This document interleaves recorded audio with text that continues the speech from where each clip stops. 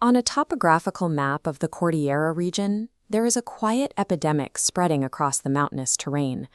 Public health officials call it hidden hunger, specifically a severe deficiency in dietary iodine. The physical and cognitive toll is well documented. It manifests in high local rates of goiter, rising concerns over early-onset Alzheimer's among the elderly, and stunted cognitive development that affects standardized test scores in local schools.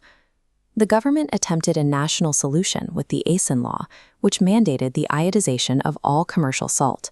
But that legislation misses a behavioral reality for rural populations. Many families simply boil their local tap water and drink it throughout the day without ever adding salt. Addressing a regional micronutrient crisis requires a mechanism that adapts to the daily habits of the population, rather than relying on how a federal mandate assumes they live. To address this gap, a team of inventors from Baguio City, Dr. Alex Reyes, Dr. Florence Reyes, and engineer Reginald Reyes, developed a localized intervention. They created IODIPURE. It is a concentrated liquid iodine formulation designed to be dropped directly into the drinking water families are already boiling and consuming. According to their documentation, the formulation secured approval from the Bureau of Food and Drugs in 2003, and the physical delivery mechanism was granted a utility model patent by the Intellectual Property Office. By 2013, the Regional Department of Science and Technology recognized the project, awarding the Reyes family first prize in the LICA Award for Creative Research. But formulating a verified health product is only the first step. The inventors then had to build a system that could move this supplement into remote households without relying on the traditional, centralized supermarket supply chain.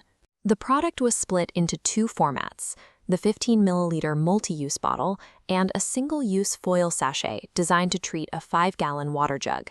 Marketing materials frame the drops as an alkalizing and oxygenating supplement. The packaging explicitly targets cognitive and physical longevity, using terms like Pampa Talino for mental enhancement and Pampa Bata for immune boosting.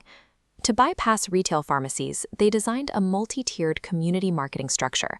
It starts with a production arm at the top, flows down to a primary marketing investor, and branches out through a marketing core group.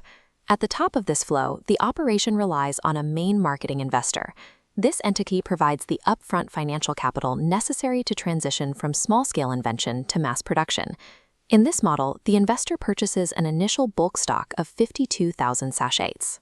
By securing a bulk rate of 100 pesos per unit, they provide 5.22 million pesos in immediate liquidity to the production arm. Once the inventory is funded, the marketing core group takes over. Their mandate is to identify and recruit local politicians, business owners, or cooperatives to act as localized sponsors for individual barangay. This schedule breaks down the math. The core group sells the sachets using a sliding scale. The lower the volume, the closer the cost approaches the suggested retail price of 175 pesos, allowing the middle-tier distributors to capture the profit margin. This system generates significant capital for the inventors, while providing a sustainable margin for the local distributors managing the final leg of the supply chain. The product reaches the end user when local sponsors purchase these stockpiles to distribute them free of charge to families within their chosen districts. To encourage these localized bulk purchases, the inventors added a specific incentive, a one-to-one matching program. If a sponsor buys enough product to cover a barangay, they receive an equal amount of free sachets for their own use or private resale. Physical distribution is handled by volunteer health workers, who are also compensated with free product, turning their local labor into a grassroots livelihood project. This structure aligns the incentives for each participant.